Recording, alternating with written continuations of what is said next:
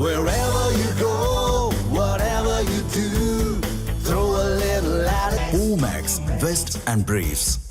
மதுரை மாவட்டம் உசிலம்பட்டி அருகே கொள்முதல் செய்யப்பட்ட ஆயிரக்கணக்கான நெல் மூட்டைகள் திறந்த வெளியில் வைக்கப்பட்டு உள்ளதால் மழையில் நிறைந்து முளைக்கும் நிலை ஏற்பட்டு உள்ளதாக விவசாயிகள் வேதனை தெரிவித்தனர்.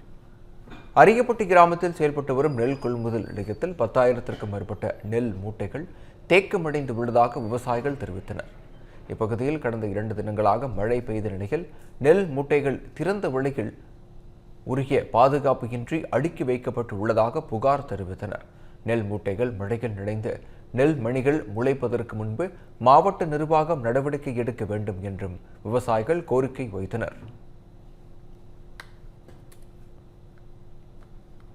9 ஏக்கரு 550 மூடை போட்டிருக்கோம். அதை போட்டு 25 நாள் எடுக்கக்கூடிய நிலைமையில எடுக்காம இன்னைக்கு பார்த்தா 1.5 மாசம் 2 மாசம் கணக்காகுது. வயலுக்குள்ள மழைக்குள்ளையும் தண்ணிக்குள்ளையும் நனைஞ்சு கிடக்கு.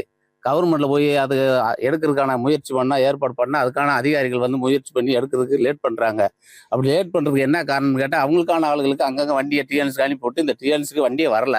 அப்படி வராத காரணத்தினால ஜம்சாரி தான் பாதிக்கப்படுறாங்க. நாங்களாம் இப்போ போட்டு எவ்வளோ நாளாச்சு, இன்னும் எடுக்காம கிடக்கு. இன்னும் மழை வெஞ்சுன்னா இன்னும் 2 நாள் கிடந்துச்சுன்னா அந்த நெல் பூரா முளைச்சி பாராகி போனால் கவர்மெண்ட்டுக்கு நஷ்டம், ஜம்சாரிக்கு நஷ்டம். அப்படி கிடக்கு நாளுகள் என்ன நன்மை இருக்குது? அதனால அதிகாரிகள் விரைந்து சென்று பார்த்து அதை உடனடியாக நடவடிக்கை எடுத்து இந்த மூடையில கொண்டு போய் சேர்க்க வேண்டிய இடத்துல சேர்க்கறதுக்கான முயற்சி பண்ணுங்கய்யா.